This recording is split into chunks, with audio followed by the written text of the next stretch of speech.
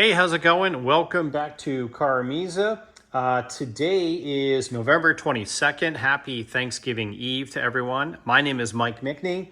And for anybody who is following my channel, this really isn't going to be any kind of new content. The purpose of this video is to provide a kind of build to date overview and summary of what's going on with this car. If you're new to the channel, welcome, and certainly invite you to stick around and watch the introduction of this car and kind of explaining what I'm doing with this build. For the full kind of backstory on my channel, there is a video called CarMiZa Introduction, and that'll provide a really detailed kind of a backstory about what this car is and kind of the details. To give you an idea, it was featured in a ton of magazines and newspapers, and it is a legendary car in terms of the car audio world back from the 90s. So the car was originally owned by a gentleman named Earl Zalsmer, who's a very good friend of mine and still is basically kind of assisting with the build and influencing and running all my suggestions and crazy ideas past him. So, all right, so let's talk about the progress of the build thus far. I've owned the car since August of 2020. Again, it's now November 2023, so just over 3 years. The car was running when I got it. I gutted the interior. As you can see, it's still gutted. More on that in a moment. And basically got the car down to where there was nothing that was in disrepair in terms of the interior, the electrical aspects of the car. I still need to do some mechanical work to it. More on that in a bit. I gutted the entire interior, cleaned everything. I bought a parts car. This is a 94 BMW 540i. It is an automatic, and it's the E34 chassis. I bought a, 93 535i, green, Oxford green, but it had the same beige interior. I harvested the interior, and anything that's good I kept. So I basically have two interiors and some other various parts that I pulled out of the other car. One of the main things that I pulled out of the car was the wiring. The wiring in the inside of this car was not in great shape, and I'll explain that in a little bit. Basically, I can explain it now. It's when I purchased the car had the second version of the build in the car. And at that point, a lot of different hands have been in the car. The wiring was just kind of, I'll call it molested. It was really in rough shape, the factory wiring. So what I did is I used the parts car and I sectioned different pieces out that I needed for the wiring. I couldn't just unplug the factory harness off the ECU and then wire it into this car because, as you can see, there are a pair of 13-inch woofers going into the kick panel, and that's one example. So that required some heavy modification of the OEM wiring. You can see, let me zoom in here. In this section, for example, I bypassed all of the factory Molex plugs, hard soldered the connections in. I have no interest in ever unwiring this car, but that allowed me to keep the carpet flat and made room for the 13-inch woofers going into the kick panel. You can see there's one. This is just a mock-up driver. It's the same model, but it's blown, and I just use that for mock-up. So in terms of the wiring, I went through, replaced a large bit of it. There's over 400 solder connections.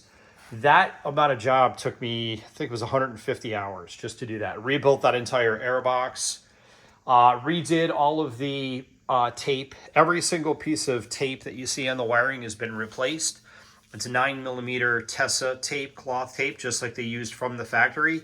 I even super glued the ends of it with a drop of super glue just to make sure it never comes unraveled. I noticed that was one of the issues with the factory tape. But if you notice throughout the car, all of that wiring, you can see it better, sorry, on this. All of that wiring down the, you can see it down the C-pillars there. All of that wiring was redone. This section right here is the only bit that I have not redone, which goes into the trunk. And you can see, let me slide over to that other side, I'll show you. Kind of forgot I had this in the car, so it's actually a really good example. This is what the factory stuff looked like, at best, right? This is like a factory wiring that was in good shape because this was in the trunk. But notice this factory tape. It comes off it starts to kind of unravel, and then it's just a big mess. And then it leaves a really bad sticky residue all over the wiring. I spent 30 hours cleaning wires. All right, so very, very extensive build. You can see where the wiring goes underneath. These are the factory wiring covers. They go underneath there, but everything was cleaned up. I even had to section out. Let me go up front here. This is probably some of the worst areas. Was up in this area here.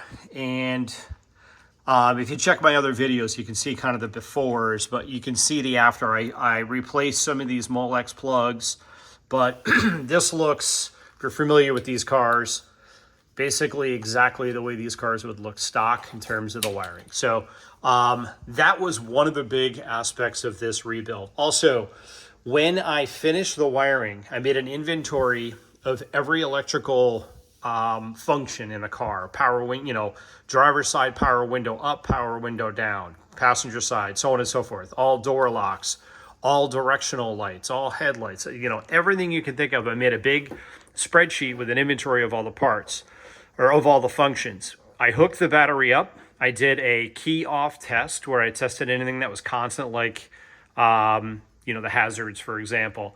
Though everything worked there, then I turned the key to the on position, went through the rest of my list, checked all of that. Everything worked there. Started the car, which it started right up, which was great. That was a little scary. And then everything with the car running worked properly. So it was a 100% success. And again, here's a better shot of what I've done with the wiring, like in this section. So the objective was to keep it out of my way. Obviously, make sure everything works, make sure it's very durable, and maintain kind of the OEM theme. Obviously, it's far from OEM with a big giant woofer in the kick panels, but that was kind of the goal. Stainless steel hardware wherever I had to use hardware, silicone those screws from the bottom. So everything is, in terms of the installation integrity, I think it's very, very solid. All right, so that's going to be kind of the wiring, what I did there. The next thing is pretty obvious. As you can see, Dynamat. Shout out to Mike Good at Dynamat. They're an incredible company. I know that there's a bunch of different, offshoot brands out there, and I'm sure some of them are great and all of that. But for me, this car, when it was first built, it had Dynamat. There was no question I was going to put Dynamat back in the car, and that's exactly what I did. There is a lot of Dynamat in the car. I will emphasize, folks, if you're watching this and you're thinking, oh, cool, I'll Dynamat my car, I wonder how much I need. I did more than twice what you need, all right? This build is, I've been in car audio. I spent 20 years in car audio or more than that. And this is like a once-in-a-lifetime build for me, right? So there's no expense spared, no time spared. It's been, I'm 1,000 hours deep on this build, and I'm doing it as good as I possibly can. So again, Dynamat was a non-negotiable. Funny story or cool story, Earl put Dynamat in the car when he first built the car, which was in 1994. His was one of the first cars that did a complete Dynamat. When I purchased the car 3 years ago, the original Dynamat was still in there, but it was the old asphalt-based stuff, and it's starting to kind of peel and crack. And hey, he got 30 years out of it, so I don't think that's too bad. So I went ahead and completely removed any residual Dynamat. I plugged any holes that were in the floor. There was some, screw holes that went through to the bottom of the car or through the bottom of the car. Plugged those, silicone sealed those, epoxy painted, or epoxy primer painted any bare metal. Cleaned the surfaces, and then proceeded to do the Dynamat. There's a few different videos of me Dynamatting the car, the whole process and kind of the details there. But at least two layers. I did 2 layers plus about a 30% overlap. So when I put a piece on, I'd overlap by 30%, and then 2 layers. I also did like these knockoff block-off plates here in the doors. These are made of ABS plastic and steel on both sides. These are used machine screws. All hardware in the car is stainless steel. And then these are attached with riv nuts into the door panels. Even when I drilled the hole for the riv nuts, I painted with factory OEM, red paint, so it wasn't bare metal. Just really taking my time and going through. The end result is, give you an idea, I didn't do the fenders yet. So, you know, that's your typical metal. That's what this door sounds like now with Dynamat. There's 2 layers on the outer door skin, 2 layers on the inner door skin, and that's on all 4 doors. I did the roof as well, as you can see. And I did also use expandable spray foam very carefully in the A and C pillars. So that section right there, didn't do the B pillar because it's hollow and needs the seat belt mechanism. And then I did the C pillars. But the roof, I mean, the whole car is extremely dead, extremely solid. So that'll make a big difference with the audio system. There will not be anything resonating. Even things like the rear deck, more on this in a moment. Excuse me. I did 2 layers on the top of the rear deck and then 2 layers on the bottom of the rear deck. So, all right, that should cover Dynamat. Again, it's about 325 square feet I've used so far in the car, and I still have more to go. I've got the trunk lid to do, and I've got the fenders to do. Earl even did, and it's still in there, I'll redo it just to have it. He even did the hood, which, you know, it's unlikely your hood's gonna resonate, but that's the extent that he went to, and I'm kind of following in his footsteps.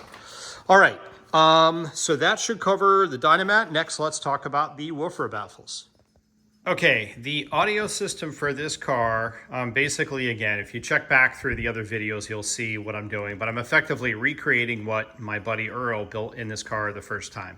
He did a second version, didn't sound as good. He was kind of frustrated with it, sold the car, it changed hands a bunch of times. I bought the car, so now I'm going back to kind of the version 1.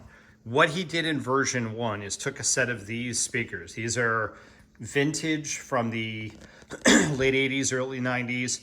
Bowers & Wilkins, they're the Matrix 801 series of speaker.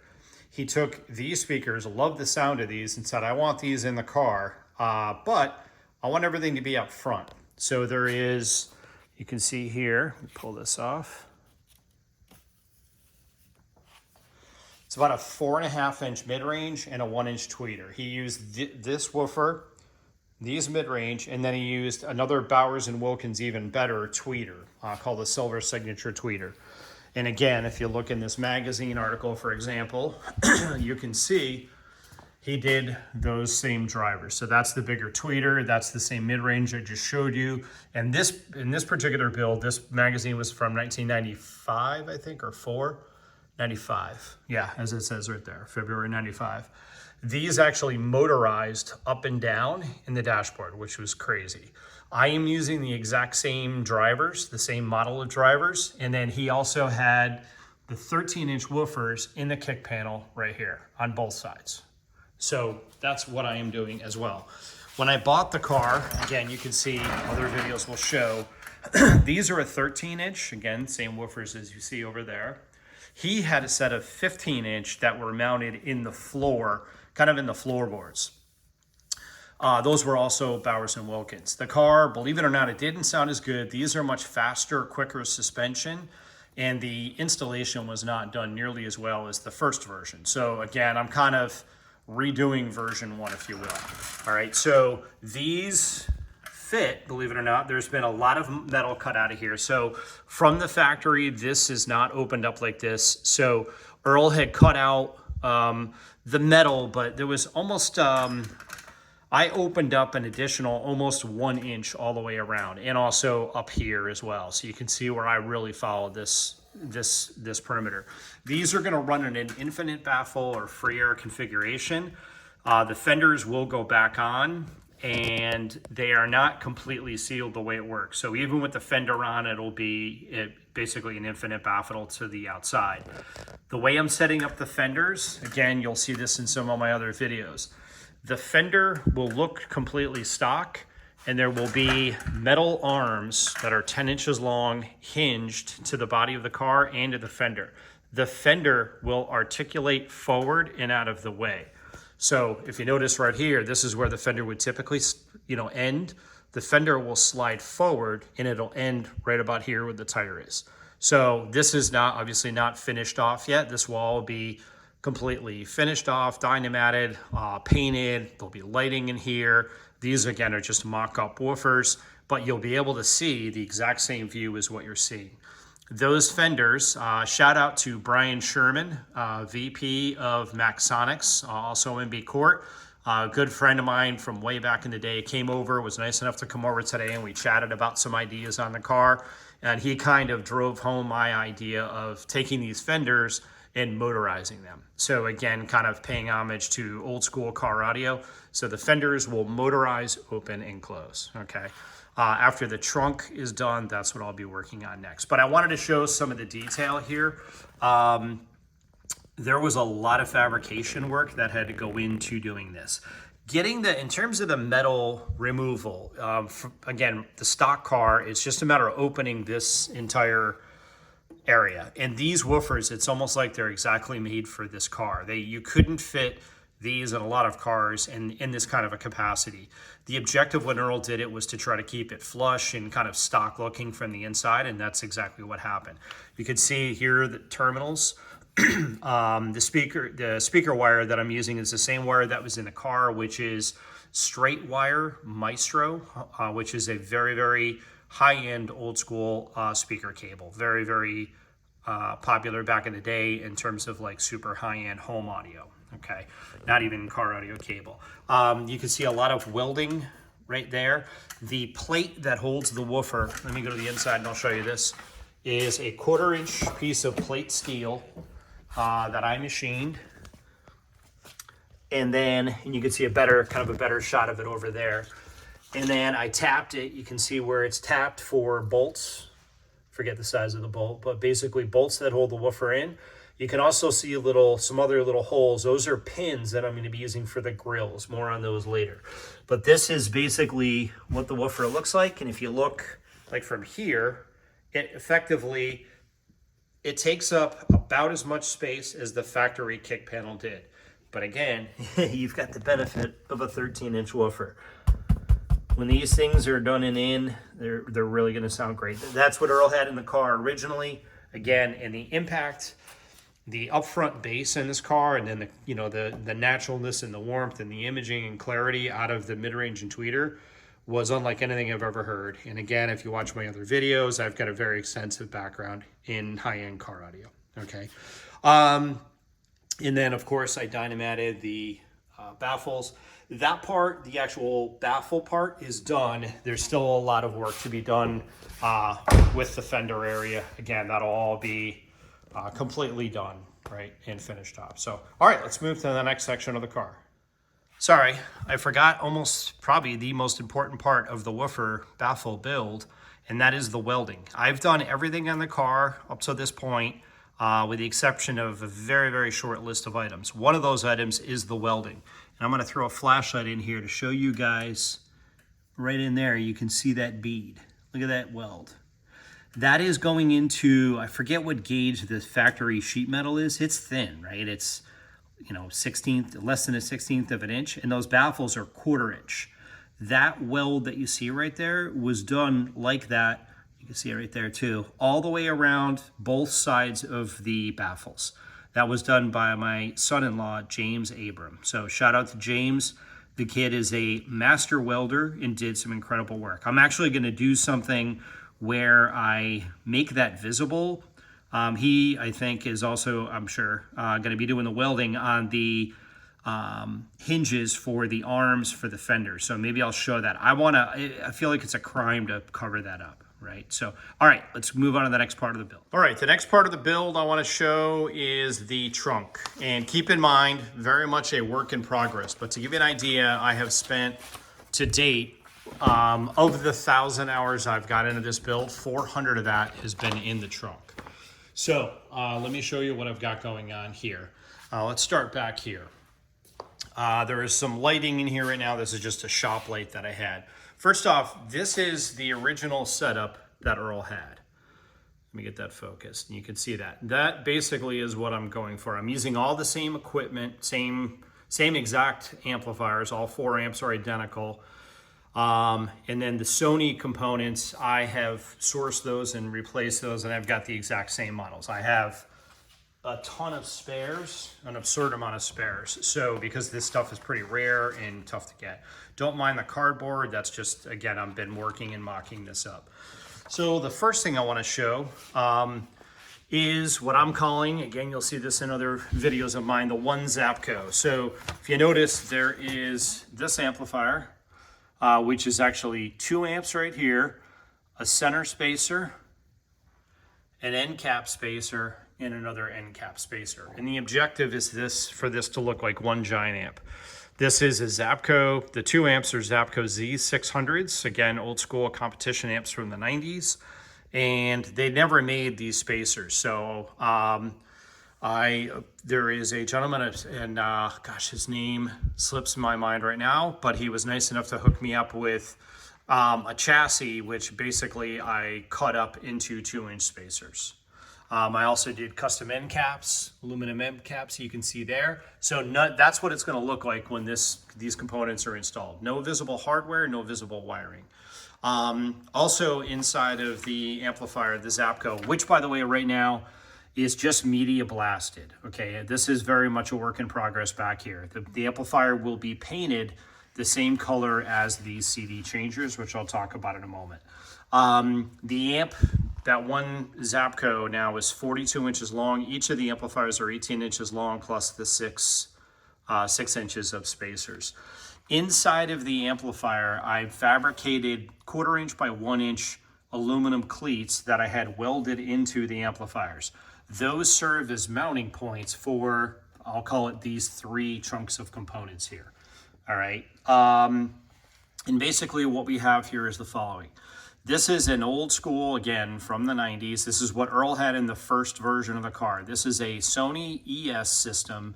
And for anybody watching this that's into high-end car audio and you've got a digital sound processor, you can thank this system, because this was literally one of the first systems to offer digital time alignment, digital EQ, optical cables, all of that in car audio. It was unprecedented when this thing launched, which I think was about 1990. So what you see here are these 2 pieces. That is a P1 brain, kind of your main processor brain, and then the lower piece is an X1 crossover. Give you an idea of the fabrication that's been done there. This is a couple of spares of those pieces. This is what they normally look like, and you can see the mounting legs. So normally, just spin these around, what you would have is it would look like, if you were to stack these 2 with the P1 on top, it would look like that. You have these legs, those were machined off. And also, altogether, the bottom of the P1 and the top of the X1 I removed, which left gaps here and here. I then fabricated, out of the same exact thickness, tough to see it in there, aluminum, and build gussets inside each of those devices, machine threads, did everything there, and I have the whole piece in. So when you look at it now, it looks like one piece. These pieces will be gold plated. Originally, as you can see here again, a lot of the components inside the car trunk were gold plated. So those will be gold plated. The CD changers, again, if you watch some of my other videos, you'll hear me rant about, I don't do downloads, I will not do streaming, Bluetooth, screw all that. I am old school to the core, and give me CDs or give me nothing. So these are 2 10-disc CD changers. These are just mock-ups. In fact, they're hollow. I gutted them just to make them lighter for when I was doing all my mock-up work. These are, as you can see, they're kind of scratched up and rough. I have several more of these, and I have 2 more that are pristine and they've never been hooked up. They're still in the boxes, totally perfect. When I am all done with the build and I'm ready to do the final install, those changers will go in. Again, this amplifier will be painted. I'll paint this myself the same color as that the changers, right? So it'll be silver. And the idea is, again, for this Zapco amplifier to kind of just disappear and be hidden in there. All right, from there, also with regard to, again, I'll kind of call it 3 pieces. So you've got one changer, these 2 pieces are mounted together, and then the 3rd changer. It was very important for me when building this to be able to service things. So if you notice, right up here, you can see the 4 bolts. And then on the end here, you can see 3 bolts. There are 3 individual 1/8-inch aluminum panels that go up inside the amplifier, effectively acting as the bottom of the amplifier. But each of these pieces could be taken out separately. If you notice right up there, there is a seam. See that? And that's on this side here as well, right? And that allows me to be able to take any one of these 3 pieces out for serviceability. So very cool there. All right, next thing we'll talk about is this floor area. And this is what I'm calling the Milbert floor. So if you notice, I've got these 2 amplifier chassis. They're hollow, there's nothing in there right now. Those house a pair of Milbert, M-I-L-B-E-R-T, vacuum tube amplifiers. These are effectively, they're a home audio amplifier that are modified for 12-volt use. They are, as far as I know, the only full vacuum tube for car use. That is, again, what Earl had in the car. These were built in the 80s and are still available today. Check out their website. Actually, you'll see a ton of information about this car on their website. It's milbert.com.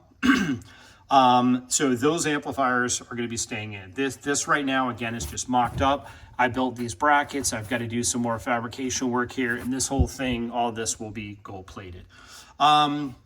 The next thing that I have is the floor. If you notice right now, the floor that's in here has got a bunch of writing on it. This is just a mock-up piece of MDF. There will not be any MDF in this build. When Earl built the car originally, it's tough to see here, but there was a piece of very exotic wood. It's called zebra wood that he used in the floor. He wanted something kind of elegant and something different. Let me move my camera here and I'll show you something cool. Okay, I am also doing zebra wood. Once again, much like the rest of the build, I'm really kind of taking it to the next level. So what I did is I wanted to do what's called book matched wood, where it's a mirror image and this is kind of the center seam. They don't make zebra wood in veneer this size. This is 11 inches and 11 inches, and then it's 42 inches wide. You can't get veneer that big. So I went to a high-end lumber shop here in the Phoenix area. I bought a big giant slab of zebra wood and I had it re-sawn where they saw it down the center and kind of butterfly it and open it up. When they did it, I ended up with this. This is after I spent 2 hours going through 35 different pieces of wood to find this piece. Very, very special look to it with the grain. I then sent this to my father. I'm in Arizona. My father lives in New York. He'll be 87 in January. He's 86. He is a master woodworker. He builds Adirondack guide boats that are just works of art, look like furniture. It was very important to me that he work, kind of a hand in this build. Again, this is probably my last car audio build. So I sent him like a big template set. Again, you could see coverage of that in my other videos. But I sent all the templates out to him and the raw material. He is doing all the fabrication work. There are 69 holes on the top of this thing, various sizes, depth, countersinks. So it's pretty involved. He will be done with it next week and shipping it back to me, at which point I'm going to, I'm still not exactly sure what I'm going to do in terms of a stain and a clear coat, but it'll look pretty cool. So I think that's pretty neat. Again, taking what Earl did with the zebra wood and really kind of stepping it up. All right, let's move on from there. All right, some other aspects of the trunk. You can see this giant vacuum tube here. This is if you're familiar with home amplifiers, this is an 845 vacuum tube. And this is just for display purposes. This is literally the exact same one that Earl had in the car. I'm going to power up the filament, which lights up this really cool orange color, which will light up. There's also a cage that I am fabricating. You can see the kind of the holes for it here that'll protect this as well. So that is coming soon. Also in the trunk, kind of at a similar type of angle, there will be some really cool lighting. When Earl had the car, he used what are called dichroic lenses on some really cool lights that gave the entire trunk kind of this really nice warm, kind of a orange amber kind of a glow. Right now it's just a cheap shop light I'm using. The lighting really looks incredible, especially when it goes up against the gold. So I'll be doing the same thing there. Let's go to the inside and I'll show you. The car originally had an armrest, but it didn't have like a ski hole. So Earl went ahead with the first build and opened up this area. So now you can see there's kind of an opening here. and there's one in the seat as well. Here you can see I've got a volt gauge, but instead of using, you know, the typical digital voltage gauge, I went with a kind of a classic car look just to kind of maintain this kind of a cool theme that's going on in the car. This is a original Streetwires distribution block. That'll be, this again is a mock-up. I have a brand new one, never used, still in the package. Shout out to Craig in Australia for hooking me up with that stuff. And you can see the distribution blocks, and then you can see the fabricated bus bars, those gold bars. Those were done as part of the original build. And then I built the brackets that hold the capacitors in. There's two 1 farad capacitors. All of this will be, again, re-gold plated. And let's see if I can sneak my phone in here. There's also a power inverter in there, which will allow me to plug the car into the wall. So pretty cool there. And this, again, will really glow nice and orange with the lighting. In terms of power wiring, all of it is the original. I was able to, again, shout out to all the people who helped me. You know who you are. Scott Buwalda, again, Craig in Australia, some other people. I managed to find the exact same Streetwires power and ground cable, which was really, really tough to find. And so, again, the car is really going to be just a time capsule, you know what I mean, when it's done. All right, in terms of a kind of a conclusion to wrap up this video, again, feel free to check out my channel. There's 31 videos. This will be the 32nd, and there's about 15 hours of content. So really extensive details of how I got to this point. Once again, check out Milbert's website, www.milbert.com. You'll see a ton of stuff about the original build of this car. The car is, I think, really kind of what put Milbert on the map. So you'll see a lot of information there again. Last thing is, people ask me all the time, like, what are my goals with this, and what's the end goal? My end goal is to get sound in the car. I got to get the trunk done. There's four elements that I see: the trunk, the interior, the woofers, which is basically the fenders, and then the dashboard. At that point, I will have sound. I don't know how long it'll take. I have stepped up the amount of time I've been working on the car substantially, so progress is moving along. But I don't go past the thing I'm working on until I can say that's as good as I can get it on my own. That's the degree of detail and care I'm taking. After I get sound in the car, I've got to do all the mechanical work. The motor only has 82,000 original. Well, the car only has 82,000 original miles. The motor was replaced at about 75,000 miles. So the motor and trans from BMW were replaced with the Nicocell recall and have less than 10,000 miles. Compression is good. I tested all that. And then I ordered, and I have everything mechanically I need: brakes, all suspension parts, all fuel, everything. I've got boxes and boxes and boxes of parts to restore the car mechanically back 100%. I'm also going to be doing a full paint job on the car.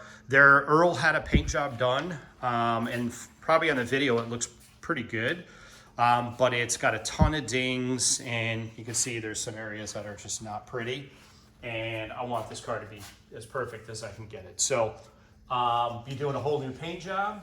And things like wheels, I'm still kind of deciding. I was actually talking to Brian today about that. I've got a set of M parallels. I might just do those, but maybe I'll do something a little bit cooler. I don't know. All right, so that should be it. And again, in terms of the goals, I want to get sound, and I want other people to listen to the car. Sorry about that. Wife pulled into the garage. So again, I want to get sound. I want to be able to listen to it and enjoy it. That's the drive. That's what's, keeping me out here late at night and really pushing and being this far along in a build and doesn't really look like a lot at this point. Probably as important to me as me listening to it is for me to have others enjoy it and listen to it. That's exactly what Earl did when I got to hear the car. He wasn't selfish about it. Back then, a lot of competitors would keep their cars closed up or in trailers, and nobody got to hear them. Earl would hammer the hell out of the system and let anybody listen to it all day long. That's what allowed me to hear this thing and enjoy it and realize that there was better sound than what I had ever heard. which is, again, why I'm here today. So I would also hope, kind of one of my bucket list things would be to be able to display the car at SEMA. So we'll see. That's a possibility. I do have absolutely zero interest in competing. So if you're watching this thinking, wow, when's this car going to get in the lanes? It won't. The car did win the 95 IASCA finals. Ironically, Earl was an amateur at that point, and he had the highest overall score and highest sound quality scores of any car there, regardless of class. So it crushed. But I will not compete. To me, that's not why I'm building the car. I just want to share it with others, and I don't want to change my drive and have to. I did that for many years. I don't want to, have to worry about where am I going this weekend and how many points do I need to qualify for finals and all that stuff. No, not interested. So also for any of you BMW nuts out there that might be watching this, you'll notice that the car is an automatic. And I have no interest in doing, hey, you're going to do a 6-speed swap? Nope, no thanks. The car is going to be kind of a cruiser. It's meant strictly for audio. I do have a couple of other kind of performance cars, this being one of them, and I will be adding some content to the channel for my AMGs. I've got this, which is a C32 AMG, and I also have an E55 AMG. So be on the lookout for additional videos for regarding those cars. All right, that should be about it.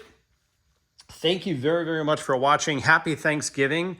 And if you have not yet, please subscribe, like, and tell your friends. I'll see you in the next video. Talk to you soon. Bye-bye.